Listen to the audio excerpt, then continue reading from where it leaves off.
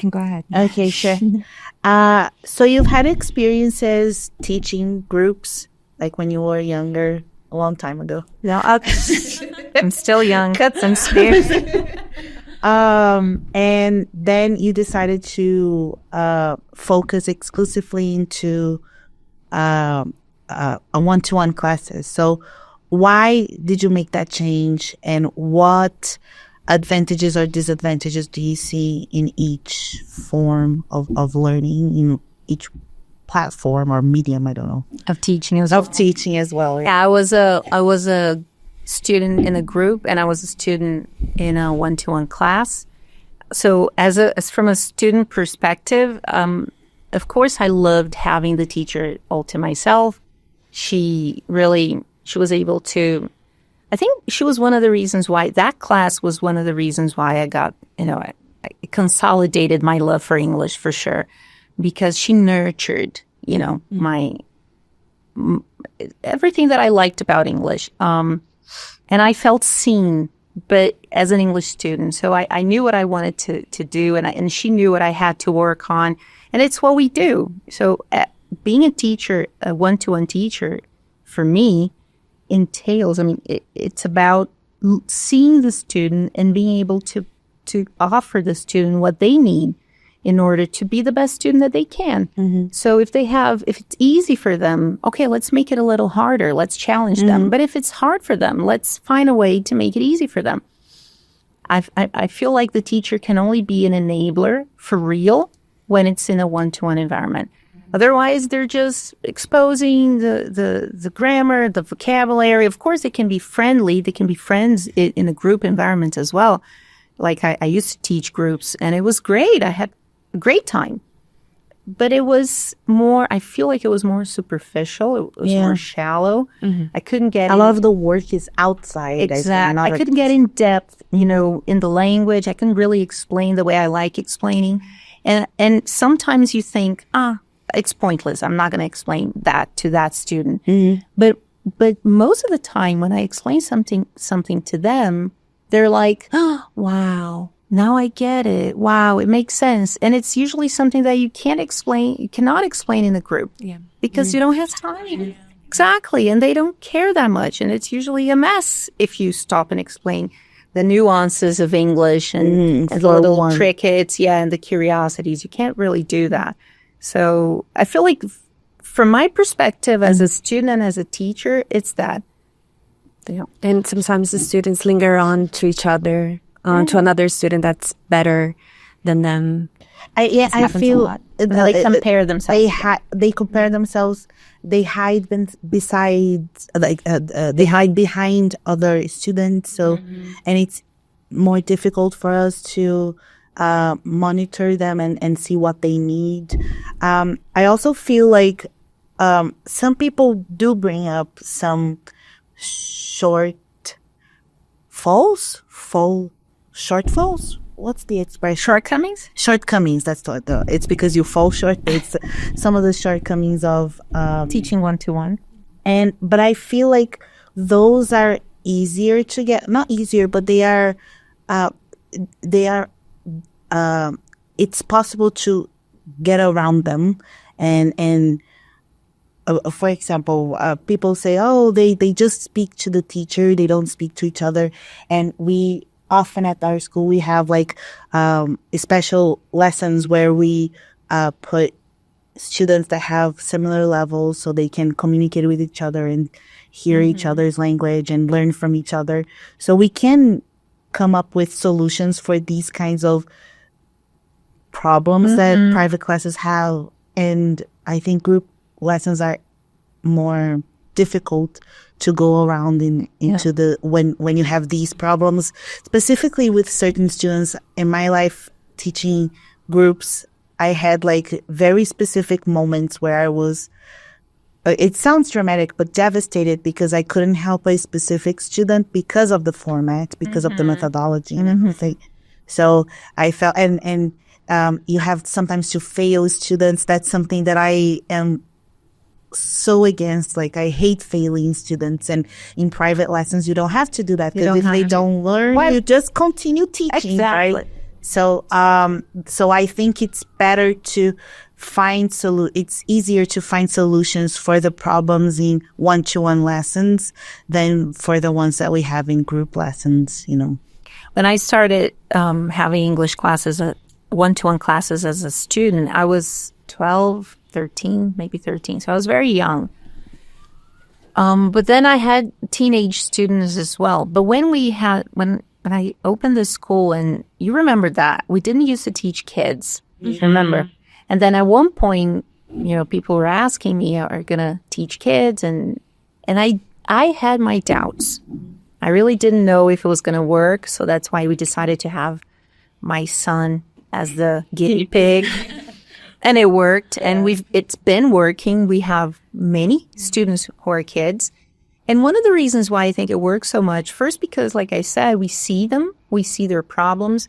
And secondly, the kids, they love having us. They love being with the teacher on this one-to-one environment. And it's not something that it's easy for them to have nowadays with their parents and anything. And I was hesitant when we started, but now it's my favorite. It's what I love it. They like it. Yeah. And it works. And it works so well. It works. Yeah. And I can't believe I didn't believe it in the beginning. And with teens, I feel like they have a confidant in the teacher. They talk to them, and you know, the teacher becomes their friend in a way. And of course, but it comes back to that idea of culture. Yeah, so like you have a relationship with a student, and then the language comes alive. Yeah, because all of this is happening in English. So you are talking about their life, of course, in a appropriate way. Nothing appropriate is going on. Sure. But what I mean to say is that you have this bond and this close relationship with them. And sometimes people might think, oh, I didn't even study English today. But yes, you did, because you lived it, right? The reason you are learning English is to learn to communicate, and you communicated. You said, you talked about what happened to you. You read, even reading the instructions, learning. Exactly. Yeah, if they're very basic. That's why when they come to us and ask for conversation classes, which is a very good topic for us, and they ask, so do we have conversation classes? And I always tell them, we have conversation every day. Because if you're in this one-to-one class, you can talk about your life, and that's part of the class as well. I have a student, she's quite basic. Yeah, very basic. But we've been talking in English, and it's so interesting because it's slow and it's very basic. So she's learning the past simple now. So when I asked her about her weekend, I went to the club. I had soda, and it's as basic as it gets. But on the other hand, her listening is very good because I keep asking her more difficult questions for the level. And I know that she never thought that this was going to be possible. She's very surprised, and she thought, oh, I didn't know I could understand it that well. And it's part of this way of one-to-one. Actually, conversation lessons were solutions for the problems that group lessons had, which is you can't have conversations in group lessons. You have to follow a certain schedule. You have to respect. Yeah, like you have a number of students that need to speak, and you have to hear all of them. So then they don't speak a lot in class, and then they don't practice conversation very much. And then the schools thought, well, how can I remedy that? And then they thought about conversation lessons, but that doesn't happen in one-to-one classes because we are always focused on them. So even when we are practicing structure, reading, listening, no matter what skill we are practicing, conversation is always present. Integrated. Yeah, it always is. It happens when we talk about the book that they have to acquire too. They don't want to study from the book. They want to. Oh no, but I want conversation classes. But it is a conversation class. Yeah. It's difficult for them to separate. But this is another thing, you know, when they say that they want to have conversation classes, because in a regular school, in a group school, the conversation class only happens when you're done with the course. Yeah. When you finish the course, you graduate, and then you go to a conversation class. Because, in order for you to talk, you need to know English enough. Otherwise, it's going to be too slow for the group to follow. Yeah. But with us, like you said, we don't need to wait for that to happen. However, we cannot have conversation classes or promise conversation or just conversation with a student who has never seen English. Sure. So it's a very slow thing. It's slow. So in the beginning, they're going to talk to us, but very basic things. And that goes back to the feeling, having patience with yourself and understanding that you have to wait for your time to speak. And that may cause a little bit of frustration and anxiety because you want to tell about your day, and sometimes students are talking to you very slowly, and then they say, no, the teachers will falar isso em português, rapidinho. And then it derails, and then you got to go back to that because they need to understand that that time is the time that they are going to have to practice. Otherwise, who are they going to practice with if it's not you? So it's all part of the whole, group thing and the group class. But I feel like the conversation class that they ask is because students have this prejudice against grammar and not wanting to have a traditional way of teaching. Now, there's so many, how can I say, layers to that want, for them to want that. One of them is the amount of courses that are offered, which is a good thing, but it can also be a bad thing because the kind of things that they're offering are not always possible. And you see lots of people who buy courses and they don't get what they thought they were going to get. And so, not learning with grammar at all, how can that be? I don't trust that kind of I writing. think that it should be like 80-20. 80% of class, we cannot use the grammar. The 20% of the time we learn grammar, and then 80% we put it into practice. Yeah, and then if I feel like students that I had in the past that had this prejudice, because you talked about this before as well, like once they see that grammar is not necessarily this big boogeyman that they think about, they actually enjoy it because it gives them power, especially adults. It gives them control over their learning. Oh God, it's like miraculous. It's like a infomercial kind of thing where they're like, oh, your problems are solved, because then they get excited about this, and then this ratio can even move a little bit because grammar becomes part of the conversation. I have had conversations with students about grammar and about linguistics and about structure, not necessarily because I was teaching that, but because they got interested in a very small thing, and then it went on from that. So once we get over that fear, it can become a tool for learning. For improvement. The grammar thing cannot be a crutch. The fear can't be a crutch, and the learning can't be a crutch either, because what can happen, and it's not ideal, is for the student to love grammar so much that they're not even going to want to talk. They just want to do grammar. It doesn't happen. It's hard to happen, all right? But you know that there are students who are excellent grammar exercise doers. Yes. But then when they need to talk, when they need to speak, they're, I don't know if I can. And they can't really, because there needs to be some kind of link, a bridge between the grammar that they're learning and the practice that they're doing. And this needs to be, the problem is that this practice, transferring from the grammar knowledge to the practice, to the speaking practice, has to be a conscious effort. And they don't want to do that. It hurts your brain. It can hurt your brain a little bit, because you really have to think until it becomes something natural, and you do it unconsciously. And that's when they think that they're thinking in English. That's what I talked about a few days ago on Instagram, because they are doing this unconsciously, but it's being done. But the fact is, we as teachers, we need to force them to do that, to use the grammar that they love sometimes, because like you said, they get to love it, but use that in their lives, to talk about their lives, to make the sentences and create this English for themselves so that they can use it and it becomes natural. But before it's natural, it's unnatural. Before it's natural, it's forced. Yeah, they adults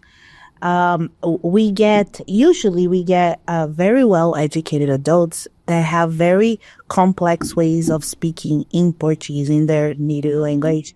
And when they are speaking, because the speed of thinking and speaking is fast, they go to the most basic structure, even though we know they know the more the more The simpler way. the more complex way of saying things. They go to the basic one.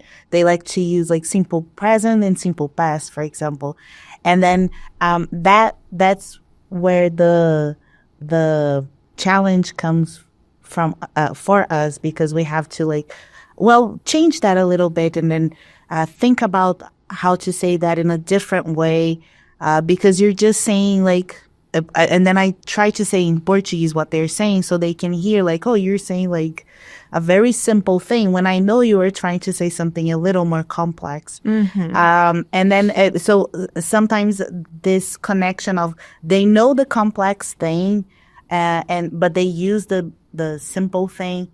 They're not and forcing. They're not exactly. And then they get frustrated. Frustration, I think it's the key for learning. Yeah. Every learner is frustrated. And the opposite as well, when a person speaks in a complex way in Portuguese, and then they want to do the same, but they don't have the base to do it. This happens very often. Yes. And I'm like, okay, you know a simpler way. Come on, you can just try to rephrase it.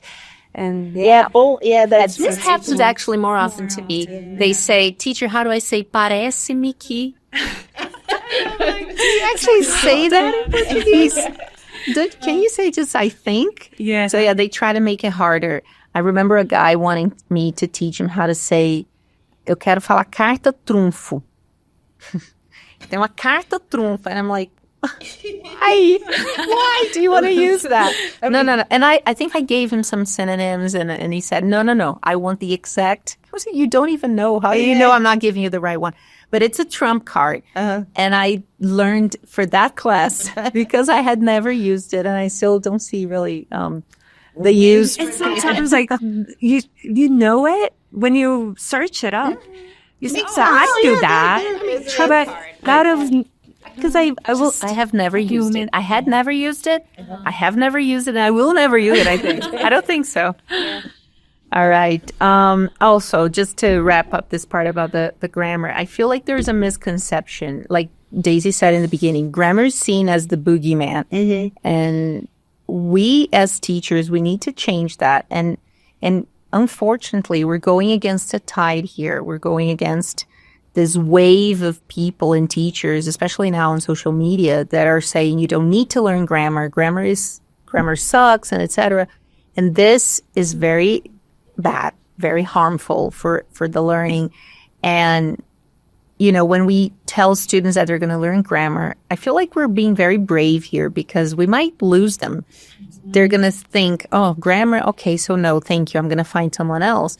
But I'm not going to sell myself cheap. Yeah. I'm not going to say something that I don't believe in, because, it's not all about grammar, as it's not all about vocabulary. It's not all about speaking. It's a combination of skills and factors and abilities so that you can speak the language completely, wholly. And they need to know that even for that, we have a personalized way of doing it. So the way you teach me grammar is completely different from the way you teach João grammar, because we have different interests. So I feel like the people saying they are not teaching you grammar, they are just saying that they are not teaching you grammar the way you think about grammar teaching, because it, for me, is absolutely impossible to talk about learning English without talking about the grammar,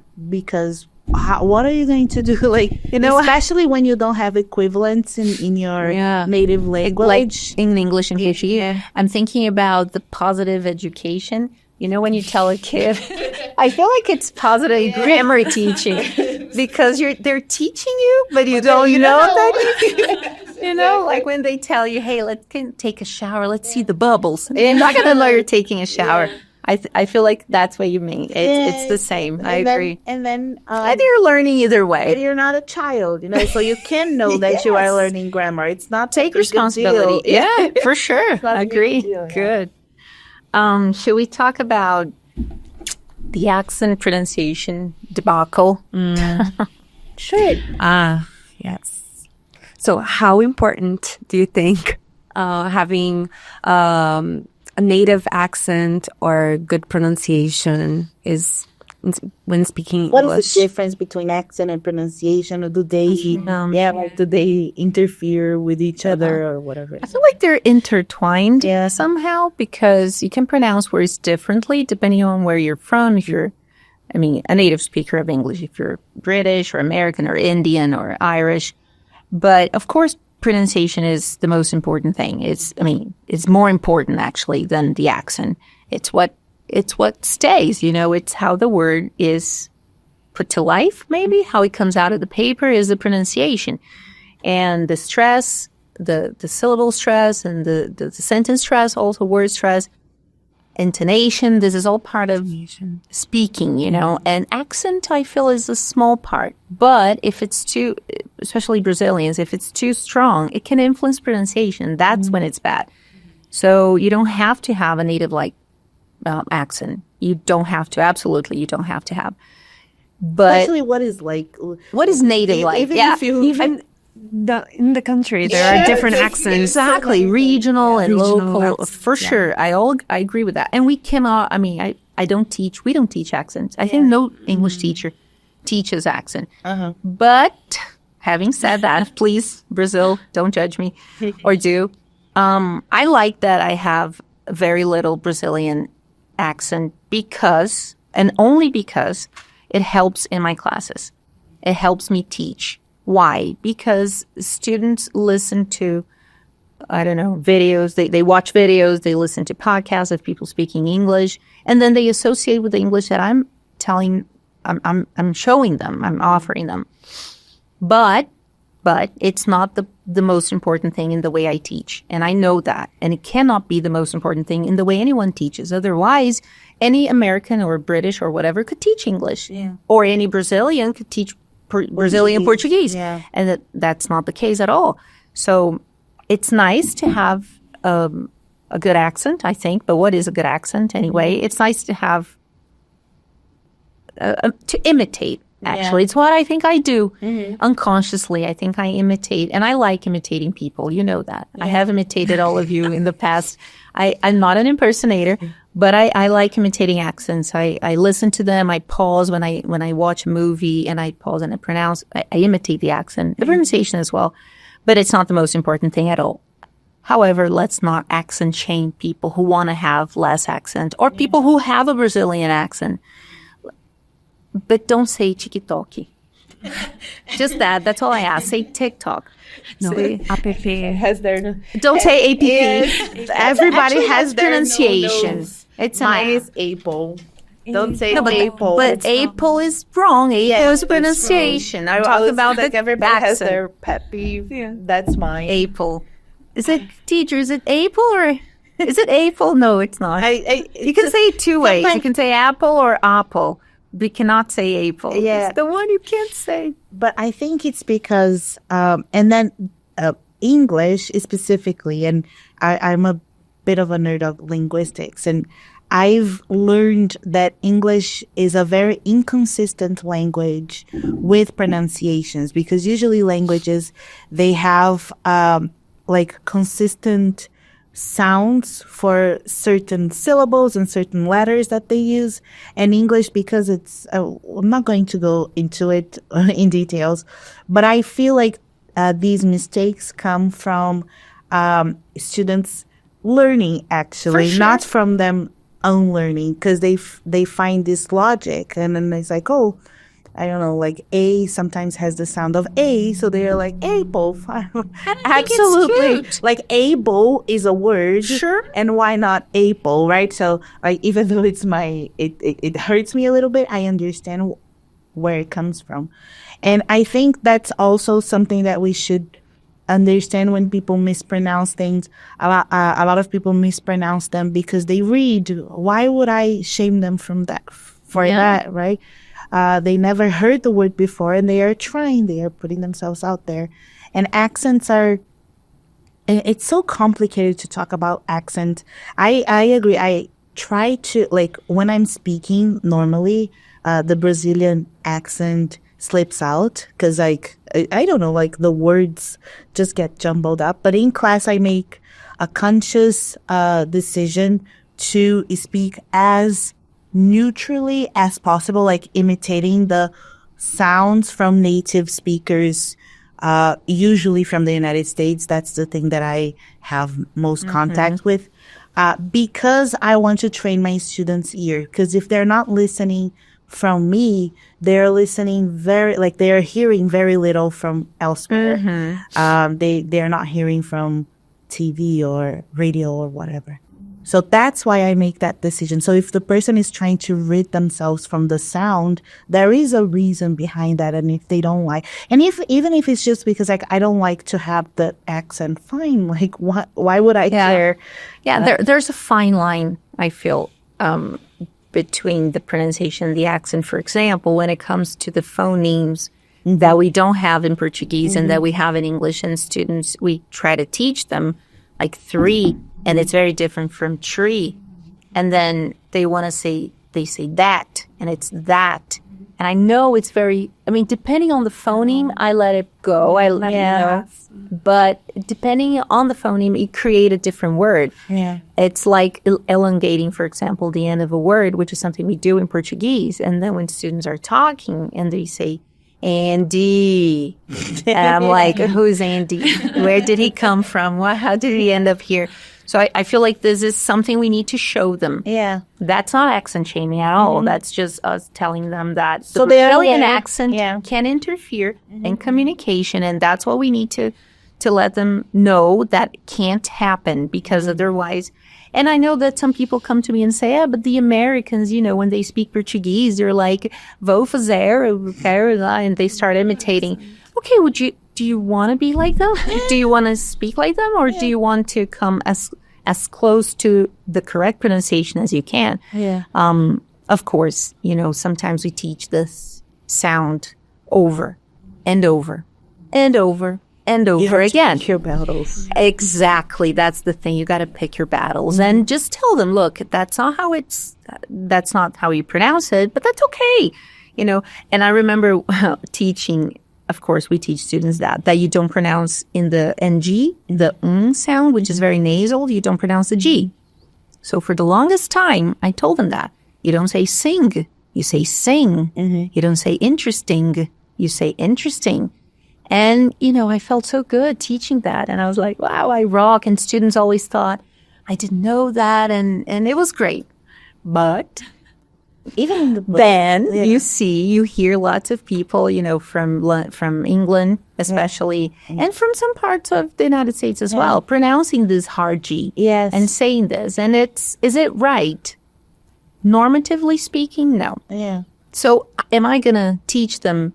Am I going to say, yes, continue speaking the hard G? No, because it's not normative. I teach what's normal, but I tell them, look, this is how you say, but you will hear people saying sing and interesting, but it's a very local and regional cultural thing. You're not part of that culture. So I don't know. I don't feel comfortable saying that. It's the thing with sometimes saying the f instead of the th. They do that in parts of England as well. And I don't feel comfortable doing that. Yeah. And it's not, if you go to the grammar and if you go to the books, that's not okay. So I tell them, look, I'm going to teach you how I learned and how it's supposed to be taught. But there's another way, because language is very dynamic. It's always changing. It's the same for the I'm wanting. Yeah. It's wrong, grammatically speaking, but you can see this. It has been happening. I've been wanting to tell you. I've been needing to do this. So now I'm in this thing where I tell them that they're going to see it. It exists, but I wouldn't. If I were them, I wouldn't say it, because I don't say it. Avoid it. Exactly. Don't feel too comfortable, because then you don't know, if you don't have these these rules, then you're going to say whatever. And English is not really saying whatever. Neither is Portuguese. Neither is any language. Yeah. Otherwise, why would you need a teacher or a class? Like, just say whatever you want. Yeah. So, and like you said in the beginning, the most important thing is communication. Is it hindering communication? Is it enabling communication? So are you able to communicate? Some people just want to communicate, and for those people, it's great because whatever they learn, they can communicate. But some people want to communicate well. They don't want to sound wrong. They want to go to a hotel and be treated like someone who speaks English. And that goes from person to person. I don't know how important it is to be speaking perfect English. It depends on the context. If you're in a meeting, then okay. But if you're, in a hotel. So when I travel with my kids, now they know English. But before, when they didn't know, I used to tell them, go ask for ask for some water. How do I say that? So how do you think it is? Just go, try. They're going to understand. So not worrying so much about it is good. It gives you control and power over yourself. But you need to have the rules, once you know them and put them into practice. And I feel like for me, the most important thing about pronunciation practice is not so much the way you speak, because once you learn to communicate, you can always clarify things. Mm-hmm. Like if you mispronounce something, you can just repeat yourself or whatever. But to train your ear. So once you're practicing pronunciation, you are also practicing the way you hear things. So I feel like especially if you're coming from a Portuguese background going to English speaking, Portuguese is a very syllabical language, so you have like very strong syllables. Mm-hmm. And English, you don't have that. Like it's a very rhythmic language, and you have like, for example, they get so frustrated when I teach them can and can't, because they don't say the T, and then they just like, why is it there? And then it's like, oh, it's because the way you pronounce it is different. And you can say the T. If you want to say can't, that's fine. And nobody's going to be like, oh my God, you said can't. Yeah, but they are not going to say it. And if they are not going to say it, how are you going to know the difference between you can park here and you can't park here? So then you make a mistake when you're traveling, and then you get a ticket because of a T. So all of this is like, I'm practicing this with you, and they get annoyed and they want to fight with English. It's really funny. They're like, English sucks. And I was like, there's nothing I can do. That's the language. I'm just trying to. Because God wanted. God, that's how you got. You can talk to him, I guess. But then I try to show them that, look, you're going to hear this. I know it's frustrating, but that's what you're going to hear. So, and that's why you should practice. Like, you can speak however you like, as long as it is legible. Like, can you say that for hearing? Intelligible. That's the one. As long as it's intelligible, speak however you like. But if you are trying to speak in a more correct way, in a way that it's normative, you are going to hear them better. Mm-hmm. Yeah. It's when you remember what happened to your student about the internet and the internet and that thing. I don't know if you remember when her student went abroad, right? Yeah. And then she wanted a SIM card, but she didn't know how to say SIM card. And instead of Googling it, she asked for an internet chip. Mm-hmm. Ooh. So that completely, it's something else. But let's focus on the pronunciation of internet. And I think she was trying to explain that she needed some internet for her phone, which is a great way. If you don't know what you want, it's a great way of explaining, hey, I need internet for my phone. It's a basic sentence, and it's completely doable. And the person was like, you need what? Internet? She didn't repeat. You need what? And then I don't know if she wrote it down, but eventually the salesperson understood and said, oh, internet. Mm-hmm. So she thought that's the problem. I mean, so then she goes, really a problem. Yeah. After that story, I started paying attention to the way people say internet and internet. Yes, for sure. They say international, internet. They say this inner instead of pronouncing the T as a hard T. But they say internet. Come on, they do it. Yeah. So when you know that there are two ways of pronouncing it, for example, had she known, your student, she would have been more confident in saying, but what did I say? I said internet. I said internet. It's the same thing. But because she was like, my God, do I know? She's a student. She's learning the language. She felt a little bit changed, accent changed a little bit. Because correctly, it's internet. So the same with can't and can't, as in the way you say it fast. The same for gonna and wanna. So when I teach my students, sometimes they're like, oh my God, something else I have to say. And I tell them, you don't have to say that. You don't need to say it like that. But beware. They're going to know that it exists. Yeah, you're going to listen to this. Hear it. And if you don't understand, then it's worse. So, but mostly knowing how things are pronounced and knowing how to pronounce them gives you this kind of power as well. As in, yeah, that's exactly what I said. I said internet, which can also be said internet. And other stuff as well, like this. I would love for this to happen to me. It has never. But say it to my face. Say it to my face. Come again. All right. I think that's enough of pronunciation. Okay, wait. I have a question for you and for us. Sure. So if your students want to improve their pronunciation, how can they do that? Because, they can improve pronunciation, but they can also improve their accent. And we're not focusing on the accent, thank God, because there are coaches for that.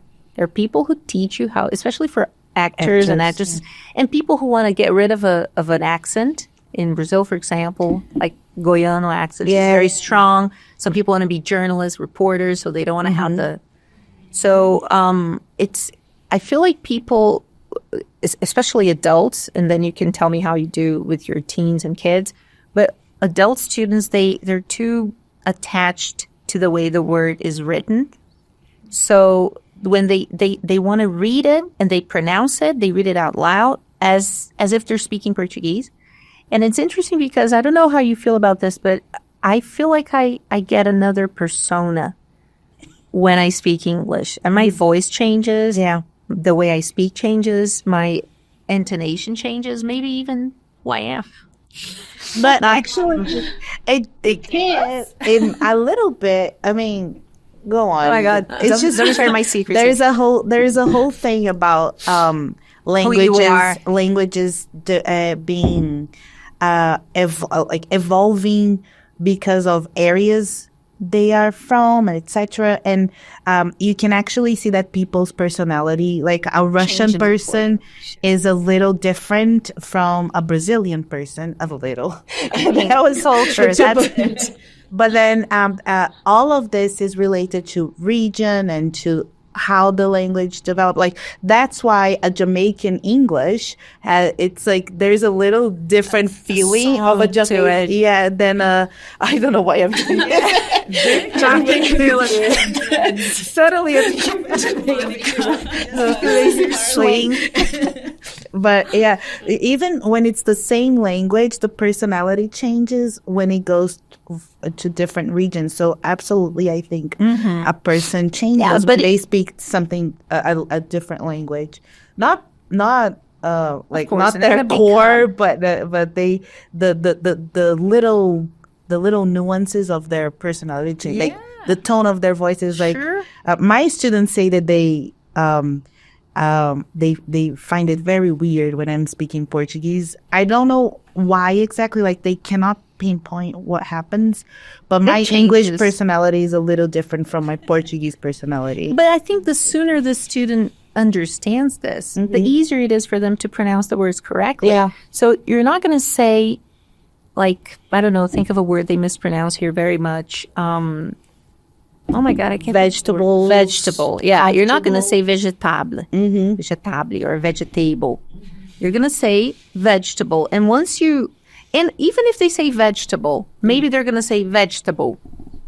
They're not going to pronounce the last L. It's a very small thing, but that really, it's different. Yeah, it's different. We need to pronounce the L. It's part of the pronunciation. It's not an accent. It's pronunciation. So the sooner they understand that they can, like I'm going to be American now, or I'm going to be whatever. I'm not going to be Brazilian anymore. I think the easier it is for them to practice. And then they read out loud. I tell my students to read out loud.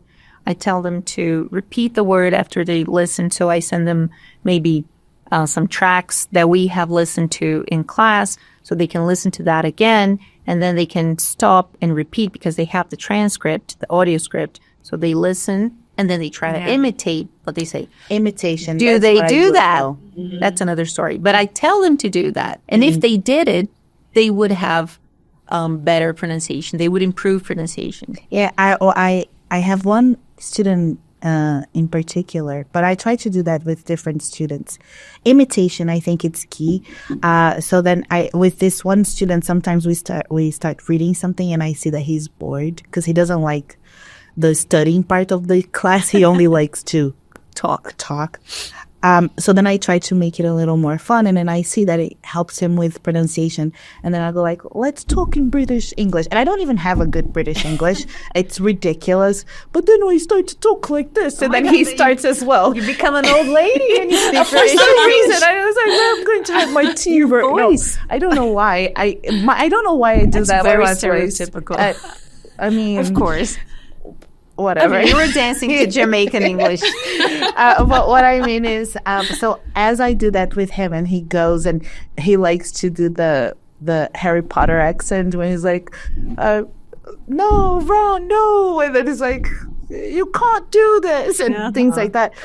That's not how he's ever going to speak naturally. Like, it's never going to be his real accent.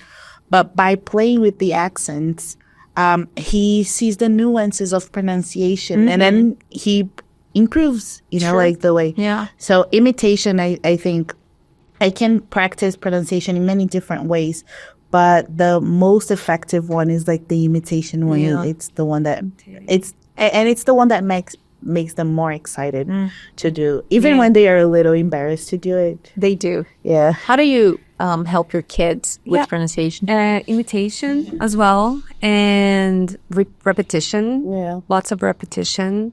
I do write the way that we pronounce the word on the board, but I explain to them, this is pronunciation, this is not how you write it. Please don't write it. Depending on the word, I do it. And adults, sometimes I ask them to send me an audio on WhatsApp, or just do it for themselves. I say, hey, have a group on WhatsApp for yourself, or you can just send it to me. And a lot of times they send me, and I ask them to listen to it and see how they're pronouncing it. Sometimes I listen to it and then I give them a feedback. So yeah. Understanding the mouth too. Do you like that you have other parts of your mouth that you're not going to use and that you use in English? I only started doing that as a teacher, because I was like, how am I going to explain to them that this goes like this? And for example, only recently did I realize that the T that we have in Portuguese does not exist in English. So like, because my students, they say 10 like a lot instead of 10. And then I was like, no, that's not the T. And then when they are learning, and then I was like, I was trying to think of an example of a word in English that has a T, but there is no T in English. Vice versa. Yeah. So I was like, oh, it doesn't exist.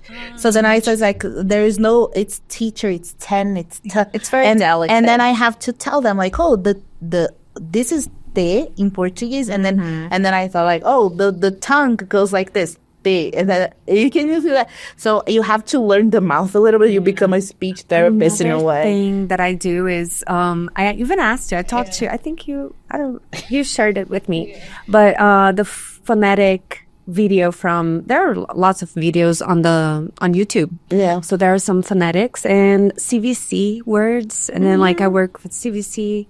And then I go like per vowel. So I work every vowel with them. So it has really helped. Yeah. Actually. You mentioned something very important that students don't like, and unfortunately it's very essential for learning pronunciation, which is repetition. You gotta repeat. Yeah. I think one of the reasons why maybe children learn easily or more easily is because, I mean, we've covered that, but it's because they watch the same show over and over again. Mm-hmm. And adults, we don't have that patience anymore. All of us here watched Friends How many times? Be I'm honest. watching it for the fifth time right still now. That's why I watching it mentioned many times. For the first time? No. Yeah, like fifth. I don't know. So I've watched a billion times. I know it. No, we learned without wanting to learn how to pronounce the words. There are words that I learned because of that, because of that show. Of course. And I know even the intonation. So I bought some boards to not boards actually. Some pictures, pictures to put on my wall of sayings, from many shows. Their voice. I can absolutely hear what they're saying. From Seinfeld, there's one from Seinfeld that just reads, these pretzels are making me thirsty. But I cannot for the life of me read like that. Every time I read it, I'm like, these pretzels are making me thirsty. So I think that because we were consuming many times the same thing, this repetition is key. It's how kids learn Portuguese. So it's how they're going to learn another language. Reminded me because of an episode from Friends when it says, ow, my eyes, ow.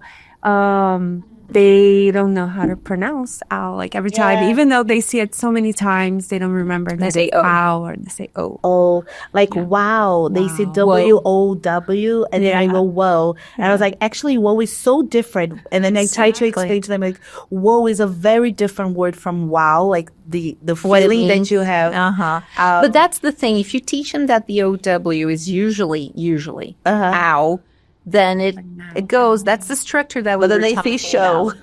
Yeah, but with three-letter words like cow, bow, but then you also have bow. But most of the time, it's frustrating. I understand their frustration, but it's because they have a gift. Because as soon as I give them a rule, they immediately find the exception, and I'm like, no, okay, you're right. But I think that they themselves, they have to find the link between, okay, I want to learn how to say this word correctly. What am I going to do, or what word am I going to associate this with in order for me to remember how to pronounce it correctly? So I did that a lot when I was learning. I still do, actually. For example, this thing with wow.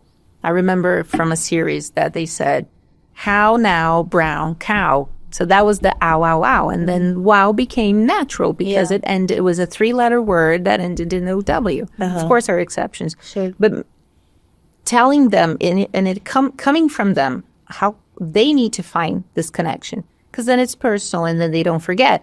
Because, of course, we're going to offer them connections also. Remember, O-W. But if they don't really do it, if they don't see it, if they don't hear it, it's going to be harder for them to remember. They need to do it themselves, All right. Oh, my God. Let's go. Let's talk about the Cambridge test because we don't have a lot of time. Oh. All right. Oh, my God. But did we cover everything? No. Será que eu posso pegar pouquinho mais de água? Gente, eu tenho muita sede. Eu espero a Rafaela pedir pra eu... We did cover everything. We talked about living out, conversation lessons, learning with grammar. Oh, yeah, like we talked about things we didn't even mention. We didn't even think we were. É assim que a gente faz. Nice. Obrigada. Não, falta só o Cambridge Test, porque o Conversation Classes a gente falou em português, eu acho. Não, falou que inglês. Em inglês agora? Ok. Aqui, peraí. Deixa eu dar uma tossida, peraí. Tá com vontade de tossir? Bora lá. Gente, isso aqui, ó, mind doesn't matter. Okay. Do you want to ask? No, go ahead. Okay. Patty. What should I ask? Give me Okay. So we have a lot of students, teenagers, kids and teenagers, when parents ask, oh, how long is the course? When do they graduate? when they finish. When they finish, how long does it take? And we talk about the Cambridge exams, right? The importance of them doing the course starting at a certain age, or how seriously they take the English course, so that in the end they can take the Cambridge test, and that we don't do tests, like we don't do testing at school, like if they're going to pass or not, because it's private classes. So let's talk about the Cambridge test. Yeah, we have tests for kids and teens, but like Dayse said, they're not going to flunk. They're not going to, the student isn't going to fail the course because he didn't get, he or she, they didn't get a good grade. We're just going to focus on that, the difficulties that the student had or seems to have. But regarding the Cambridge test, I think what parents need to know, and the adults as well. But let's focus on the parents for now. Parents. In order for your child to have graduated an English course, they have to have some kind of certificate. And it cannot be a certificate. It can be a certificate from Rafaela Paul. Rafaela, he states that your child can speak. But that certificate, I'm sorry, I think we're great. But that certificate is nothing anywhere else. Because nobody knows us. Nobody knows who we are. So we need to find a way to... is this okay? Okay, desligou. Não, ela parou agora. Oh my God, where was I? So yeah, Nobody knows us. Nobody knows who we are. And so we need to find a way to... we need to have an international certificate to have. And then people say, but why? Because that's what is going to validate the English that you know. And you went through so much. You know, maybe you're a mom and you really want your child to, you know, have a course, have the English for them to have opportunities in the future. So is it essential for you? You have to have an international certificate? No. But is it nice, important for you to have? Very much so. I have it. Both of you have it. Of course, the three of us, I mean, my first two certificates, I had them, I took the test when I was a teenager, but the last one I was already 33, and I think you were about the same age. So in the end, we got them. So it doesn't have to be when you're a teenager, but it helps if you're a teenager because it's fresher, you have more time to study. Theoretically, you can focus on taking the test. When we're adults, when we have other things we have to be focusing on, like work and kids, etc. So a good way to wrap up the English the course that you took is taking the test and having the certificate. Okay, now there are levels that you can take. So usually the least that you need to have is the B2. That is called an upper intermediate level. The B2 is the old FCE. If you have that, it's the least that you can have if you want to study abroad, if you want to maybe take a course, and that in your curriculum, it can help you because it can put you ahead of other people. A master's degree. A master's degree, you need it. Doctor's degree, exactly. And you can pass A, B, or C. So, okay, it's a hard test, but you can pass A, B, or C. Now, some people come to us and they say, no, but I want TOEFL or TOEFL or whatever. And like I took the TOEFL this year and okay, the way I see it, it's just as expensive as the Cambridge test because I thought it was cheaper for a very long time. It's not. The dollar now is very expensive for us as well. It has an expiration date of 2 years, so it's expensive. And then 2 years later, you're not going to have the certificate anymore. You're going to have to take it again. And the way the format is, I didn't feel very comfortable taking the test because you do a listening with lots of other people and okay, everyone is quiet, but then you're doing your listening. If the person next to you is already ahead in the test, they're going to be doing the speaking. So you're trying to listen to the task here, and then they're doing their speaking, and then they're saying it very loud, and then it can interfere in your task. So I didn't feel comfortable doing that. You got to type, lots of people typing at the same time. I couldn't really, and I'm not bad at concentrating. So between the TOEFL and the Cambridge test, I advise people to take the Cambridge. It doesn't expire, at least in theory, it doesn't. It's a more complete test. It takes longer than the TOEFL, but it's more complete.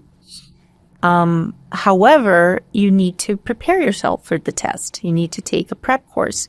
You don't need to take a prep course, but it's a good idea if you do. There are two kinds of prep courses that you can take for the Cambridge test. So maybe you have the level and all you need to do is to get acquainted to the test. So you do mock tests, you understand how the tasks are and the different tests. You prepare for that by pretending you're taking the test, a mock test. And you study the format of the test. The other way is if you don't have the level and you want to take the test, or maybe you've just gotten to the level, so you got to take a longer prep course using a book maybe, and then you're going to get into the level as you learn the format of the test. So it's a bit longer, but it's in depth and it's very full, very complete.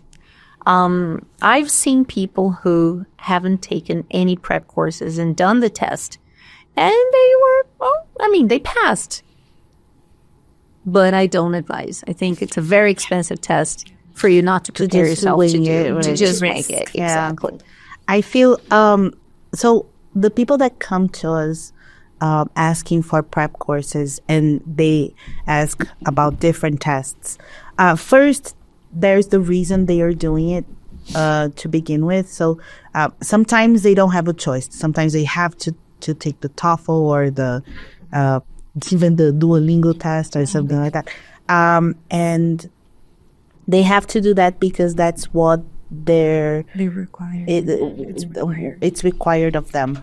But I agree with you that from all the tests that I've seen, that I've practiced, that I've taught, and taken, I feel the one, like if you're doing it to have a certificate, like not because of something else, not because your company is asking you to, or if you're taking your master's degree or whatever, if you're doing because you want to have a certificate, there's no other certificate no other test, because as I'm teaching Cambridge certificate courses, like prep courses, I can see the logic of the exercises, and that's why the certificate is long lasting, like it's forever, because they came up with exercises that actually show that this person knows this language, and it's very unlikely that this person is going to forget this language,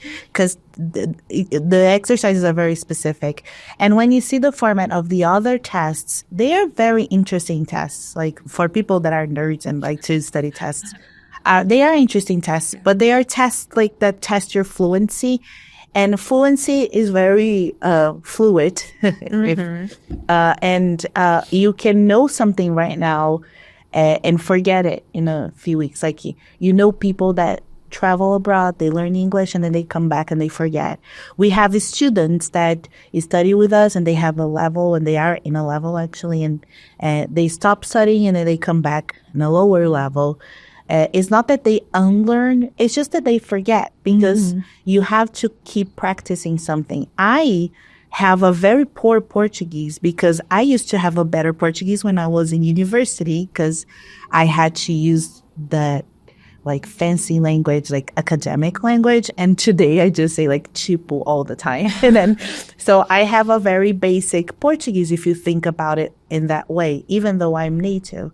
So the way that they prepare the tests show the university or the institution that, okay, so this person knows this language, and I can attest to that for a period of time. Most of them are like that. I can attest that like in the next 2 years, this person is okay.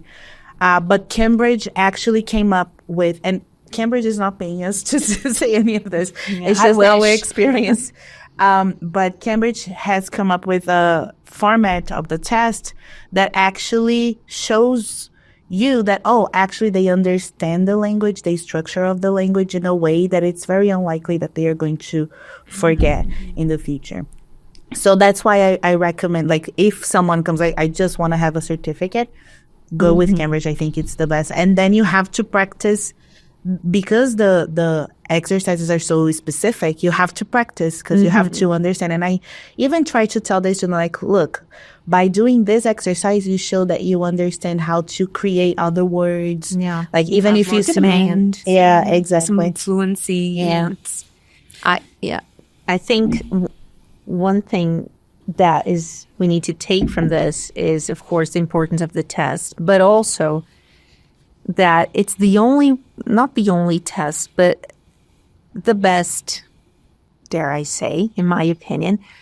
And that if a school is telling you that you should have the certificate from the school, otherwise your son or daughter is not going to graduate, that school is misleading you. Okay, you're going to graduate from the school and that's okay, but there is not a school in Goiânia, I can for sure say in Goiânia, maybe even in Brazil, that will give you, for sure in Brazil as well, that will give you an international certificate that is going to be valid when you go abroad, when you want to, or even here if you're trying for a master's or a doctor's degree. So be careful with what people are trying to scare you into. Yeah. Like, no, stay here until you get the certificate. For the masters, depending on the university you're going to apply to, you, for sure, one of the tests that they're going to ask for is Cambridge, because they can ask you for many different tests, like Duolingo has come up before, and it was a surprise to us. But if you study for Cambridge, you know that one of them is going to require a Cambridge test. Yeah. It's not a certain thing. Like it's not a sure thing. Like I have seen universities that have not included Cambridge in their requirements. However, if you have done the Cambridge test, first of all, you have the certificate, and for sure you are much better well equipped to do any other test in our experience. Like, like once you go through that, I think like the rest kind of becomes not necessarily easier, but more manageable, I think, for you to do. Guys, that's it. It was great.